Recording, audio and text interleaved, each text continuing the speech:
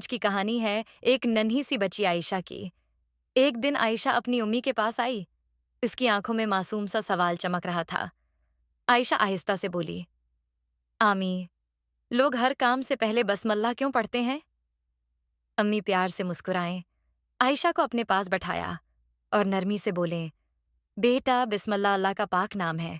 جب ہم کوئی بھی کام اللہ کا نام لے کر شروع کرتے ہیں نا، تو اللہ اس کام میں برکت ڈال دیتا ہے، اسے آسان بنا دیتا ہے اور ہمیں اپنی حفاظت میں رکھتا ہے۔